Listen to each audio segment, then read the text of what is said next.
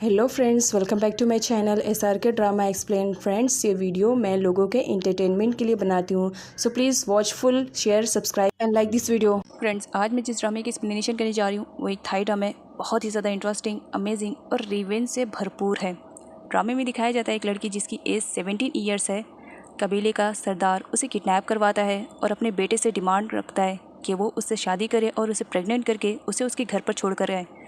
अब सरदार उस लड़की के साथ ऐसा क्यों कर रहा है, क्या वजह है, ये तो आगे की वीडियो की एक्सप्लेनेशन में मालूम पड़ेगा। तो बिना टाइम वेस्ट किए चलते हैं वीडियो की एक्सप्लेनेशन की तरफ।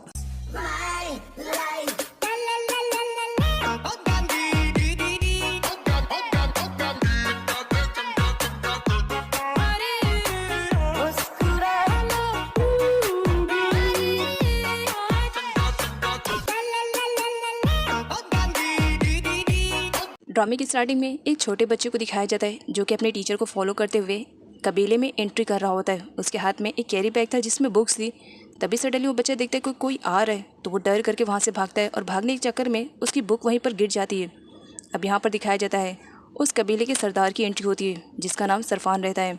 सरफान को यहाँ पर मालूम पड़ जाता है कि ये टीचर चोरी छुपे बच्चों को पढ़ाई करवा रहा है, तो इसी वजह से वो उसे पनिशमेंट देने लगते हैं और कहते हैं, क्या तुम्हें मालूम नहीं है इस कबीले के कुछ रूल्स एंड रेगुलेशन हैं, यहाँ पर कोई भी बच्चा एजुकेशन नहीं प्रोवाइड कर सकता है। क्या तुम्हें मालूम नहीं है, तुमने बहुत बड़ा क्राइम किया है, इसके लिए पनिशमेंट तो मिलेगी। और वो बच्चे को भी ढूंढ करके लाया जाता है। दिखाया जाता है कि बच्चा किसी और का नहीं बल्कि सरदार का ही बेटा रहता है। उसके लिए रूल्स एंड नियम बहुत ही ज़्यादा इंपॉर्टेंट है, चाहे वो उसका बेटा ही क्यों ना हो।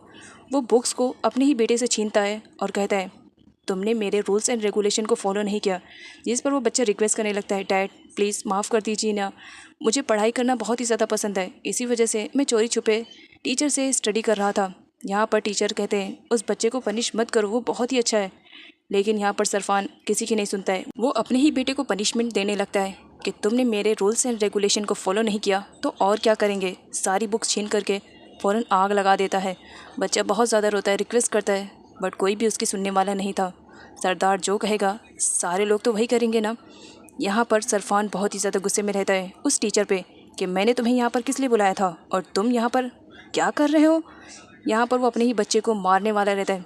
तब टीचर बोल देता है कि उसे मत मारो, मैंने उसके बारे में भविष्यवाणी की है, वो आगे चल करके तुम्हारे कबीले का सरदार बनेगा और वो सब पर राज करेगा। तो सरफान गुस्से में टीचर से कहता है, ये मेरे कबीले का सरदार बनेगा, जो खुद के पैरों पे सही से खड़ा नहीं हो पा रहा वो मेरे कबीले को संभालेगा। तब टीचर कहते हैं, मैं सच कह रहा हूँ, मैंने इसकी भविष्यवाणी की है। तो सरफान गुस्से में कहता है, लेकिन मैंने जो नियम और कानून बनाए हैं मैं उस पर अटल हूँ। जो भी मेरे इस कबीले में गलती करेगा उसे तो पनिशमेंट मिले ही ना, चाहे वो मेरा बेटा ही क्यों ना हो। सबके लिए रूल बराबर है। यहाँ पर बच्चा रिक्वेस्ट कर रहा होता है कि डैड आप कुछ ऐसा वैसा मत करिएगा, लेकिन सरफान किसी की नहीं सुनता है और टीचर से कहता है, तुमने भविष्यवाणी की ना, वो तो मैं देख लूँगा कि फ्यूचर में क्या हो रहा है, लेकिन इस वक्त तुम्हें मरना पड़ेगा। और ये कहकर सरफान उस टीचर को मार देता है और बेचारा उसका बेटा चिल्लाया जा रहा होता है। यहाँ पर सरफान अपने ही बेटे को हैंग कर देता है और उससे कहता है, सुबह तक अगर तुम सही सलामत मिले तो शायद हो सकता है कि मैं इस बात पर यकीन करूं कि तुम कबीले पर राज करोगे और सरदार बनोगे, लेकिन अगर तुम सही सलामत नहीं मिले तो इसका मतलब उस टीचर की भविष्यवाणी झूठी है। और ये कहकर वो उसके सर पे भी हिट करता है और वहाँ से चला जाता है। टीचर की डेड बॉडी को ठिकाने लगाया जाता है। नेक्स्ट मॉर्निंग सारे कबीले वाले उस बच्चे के पास आते हैं ये देखने के लिए क्या वो सही सलामत है, लेकिन वो देखते हैं कि बच्चा कोई भी मूवमेंट नहीं कर रहा है, तो वो लोग हंसने लगते हैं कि उस टीचर की भविष्यवाणी झूठी है, वो झूठ कह रहा था, ये बच्चा तो मर गया है। तब वहाँ पे सरफान आता है। सरफान देखता है, उसे भी लगता है कि ये बच्चा मर गया है, लेकिन देख करके शॉक्ड रहता है कि वो बच्चा तो मूवमेंट कर रहा है और वो ज़िंदा है। तब यहाँ पर सरफान को ट्रस्ट होने लगता है कि सच में ये बच्चे में ज़रूर कुछ ना कुछ तो बहुत यूनिक है। 20 साल का लीप दिखाया जाता है। अब वो बच्चा काफ़ी बड़ा बन चुका था और अपने डैड के कहने के मुताबिक वो एक बहुत बड़ा डाकू बन चुका था और उसका नाम फ़ा है। फ़ा एक मार्केट में आया हुआ रहता है अपने डैड के कहने पर, वहाँ पर लूटपाट करने के लिए। डाकुओं का और क्या काम होता है, लूटपाट ही तो करना रहता है। तो यहाँ पर फ़ा अपने चमचों के साथ आया हुआ रहता है ताकि वो अच्छे से लूटपाट कर सके। फ़ा अपने डैड के फोर्स करने पर एक बहुत बड़ा डाकू तो बन चुका था, लेकिन कभी भी वो अपने आप से दूसरों को हर्ट नहीं करता था, वो किसी की जान नहीं लेता था। उसके अपोजिट में सरफान का एक और छोटा भाई है जिसका नाम जॉम है। जॉम भी उस मार्केट में पहुंच चुका था क्योंकि इन दोनों के बीच में कंपटीशन लगा रहता था कि हम दोनों में बेस्ट कौन है, और जो भी बेस्ट रहेगा कबीले का अगला सरदार वही बनेगा। जॉम एक टेम्पल में एंट्री करता है वहाँ पर लूटपाट करने के लिए। यहाँ पर दिखाया जाता है वो जब टेम्पल में एंट्री करता है तो वो सारे लोगों की चीज़ें तो चुरा लेता है, लेकिन उसकी नज़र दान पेटी पर पड़ती है। वो अपने चमचों से दान पेटी लाने के लिए कहता है। उसके चमचे तो जाते हैं दान पेटी लाने के लिए, लेकिन बहुत यूनिक सिचुएशन हो जाती है वहाँ पर। वो दान पेटी को उठाने की कोशिश कर रहे थे, लेकिन वो उनसे उठ नहीं रहा था, क्योंकि टेम्पल के पुजारी ने अपनी तंत्र विद्याओं से उस दान पेटी को रोक के रखा था, जिसकी वजह से वो उन लोगों से उठ नहीं रहा था। जोम गुस्से में अपने चमचे से कहता है, तुम तीनों मिल करके एक दान पेटी को नहीं उठा पा रहे हो, कितनी शर्मनाक बात है। तब वो लोग कहते हैं, बॉस ये दान पेटी बहुत ही ज़्यादा हैवी है, नहीं उठ रही है। यहाँ पर जॉम को गुस्सा आने लगता है पुजारी पर, और वो उसे शूट करने वाला रहता है। तब यहाँ पर एंट्री होती है फा की। फा जॉम को ऐसा करने से मना कर देता है और कहता है, अगर तुम्हें सिचुएशन को हैंडल करना नहीं आता है तो मत करो।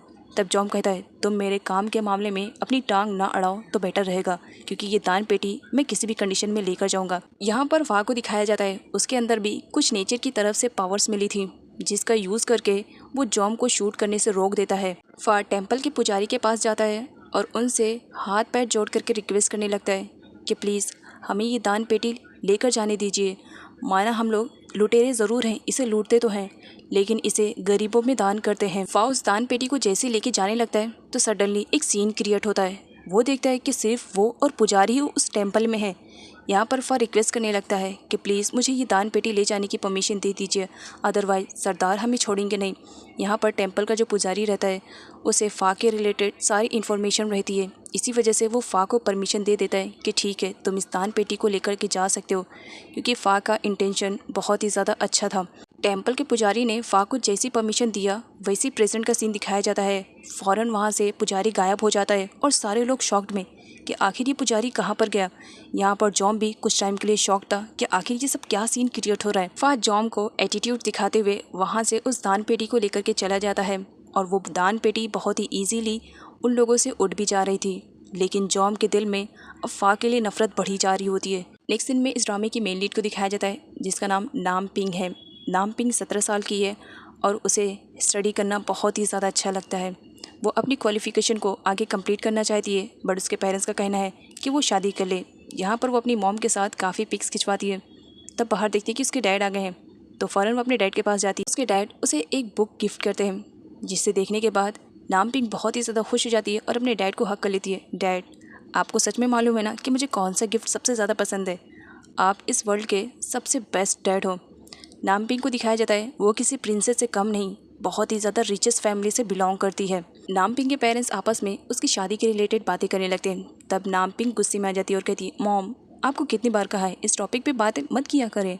आपको मालूम है ना मुझे कितनी ज़्यादा प्रॉब्लम होती है। मैं अपनी आगे की क्वालिफिकेशन को कंप्लीट करना चाहती हूँ और दुनिया घूमना चाहती हूँ, बस मेरा यही ड्रीम है। जिस पर उसकी मॉम कहती है, तुम्हारी ऑलरेडी मंगनी हो चुकी है, अब मंगनी हुए काफ़ी टाइम हो गया है, अब तुम शादी कर लो, घर गृहस्थी संभालो, यही तुम्हारे लिए बेस्ट रहेगा।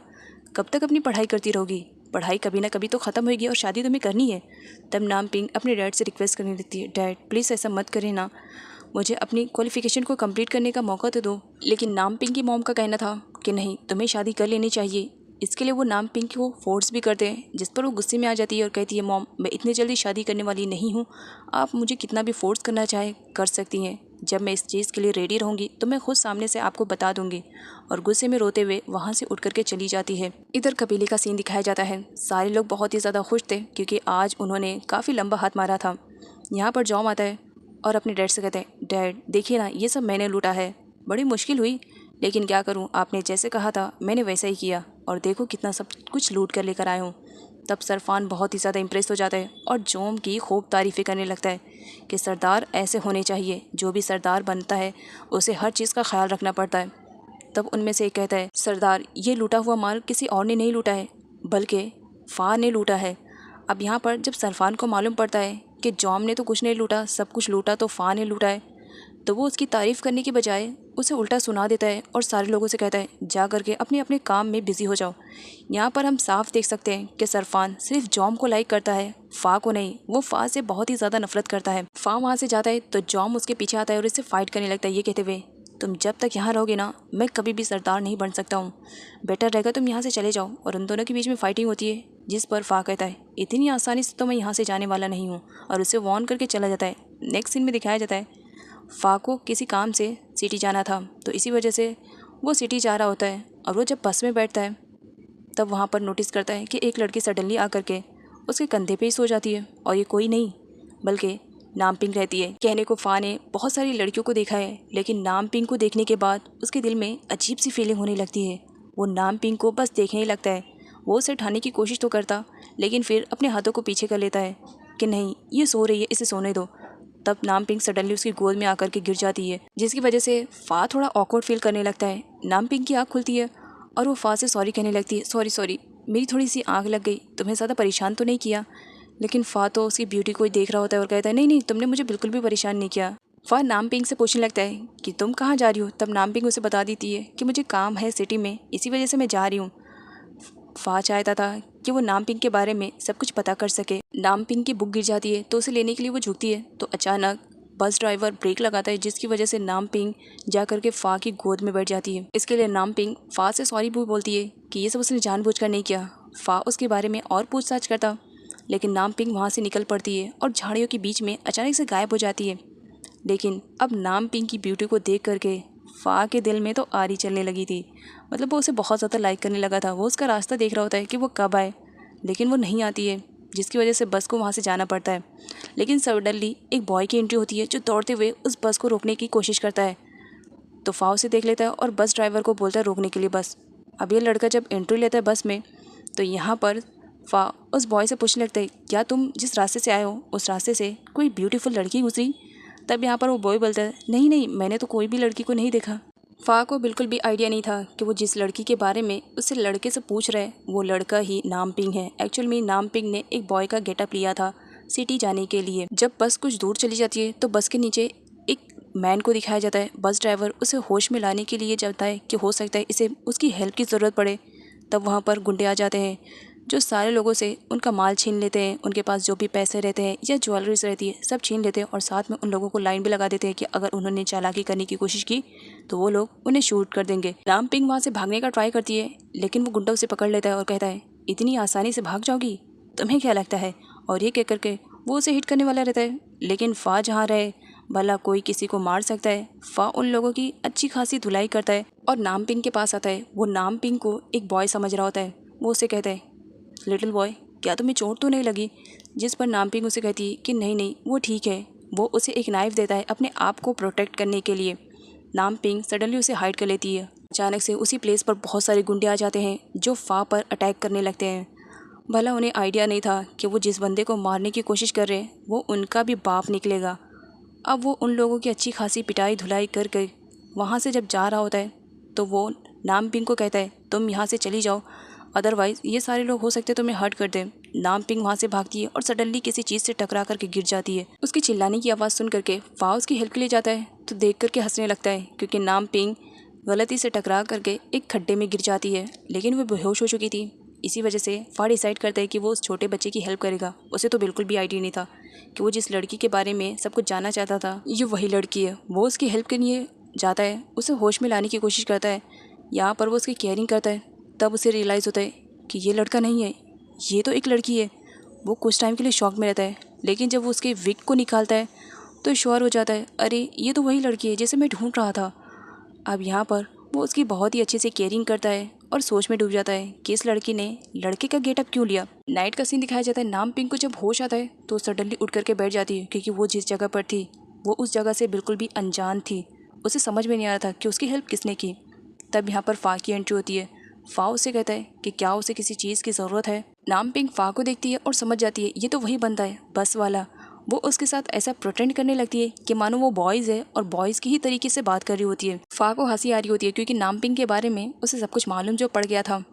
अब यहाँ पर नामपिंग जब मिरर में देखती है तो शॉक्ड हो जाती है, क्योंकि उसका विग तो निकल चुका था। सो देखते हैं आगे की वीडियो में और कौन कौन सी चीज़ें इंटरेस्टिंग होती हैं इन दोनों के लाइफ में।